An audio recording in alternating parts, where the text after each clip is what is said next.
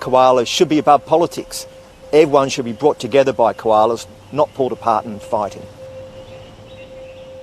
Even before last summer's devastating bushfires, koalas were considered under threat. After thousands of hectares of koala habitat were burnt out, a recent report warned they were headed for extinction in New South Wales by 2050 without urgent action. More than 6,000 koalas were burnt to death or harmed by the fires in New South Wales, and the best scientists say that we've lost between 1/3 and 2/3 of koalas over the last 20 years. In March, a revised state environmental planning policy for koala habitat protection was introduced. It was strongly supported by conservationists like Stuart Blanche from the World Wildlife Fund. It would still allow development and bulldozing or chopping down koala feed trees. You just have to go through a process of getting environmental assessment, consulting with council.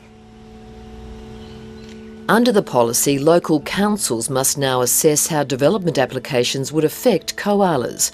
It includes an updated definition of core koala habitat, an expanded list of tree species, and new maps showing affected areas.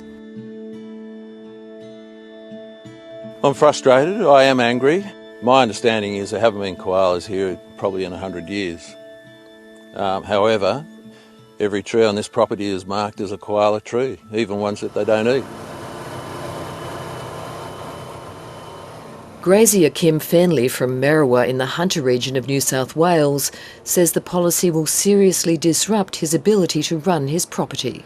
So it doesn't allow us to actually put up a shed, potentially put in a road. You cannot clear land, you can't do anything until such time as you are definitely not a koala area.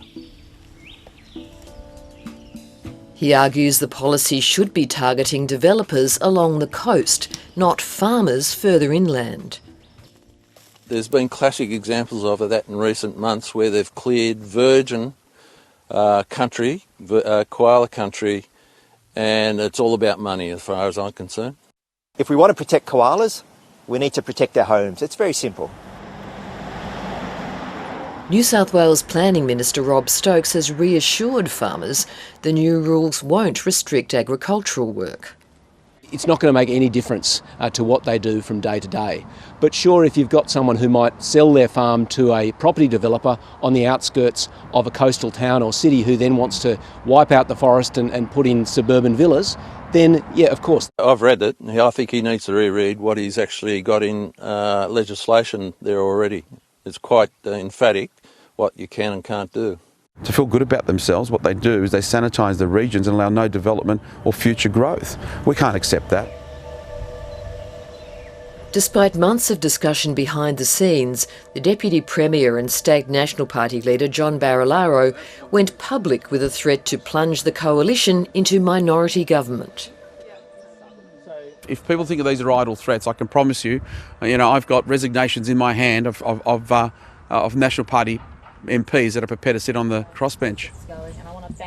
After Premier Gladys Berejiklian made an ultimatum for the Nationals to withdraw their threats by last Friday morning or be sacked from Cabinet, the Deputy Premier backed down. What regrets is there? Today is a win for the regions. It's a win for farmers. It's a win for those that have been fighting the koala step. We get a chance now to actually get this on the agenda of Cabinet, high up on the agenda. What I don't want is people of any description to think they can publicly air issues at the risk of creating any sort of distraction for the community. This is a time when all of us have to come together. Despite continuing tensions within the coalition, Cabinet discussions on the new policy are expected to go ahead as planned early next month. It's one bit of red tape after another. It's not acceptable that the city just keep on piling this on top of us, making us pay for it and making us have to accept it. Conservationists say that what really matters is not political posturing, but protecting koalas.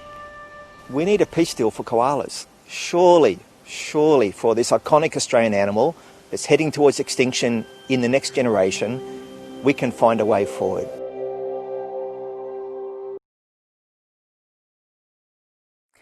Hi, I'm Lee Sales. Thanks for watching this story. If you'd like to watch more of 730's stories, they are on the left of your screen. And tap on the button below to subscribe and get the latest from ABC News.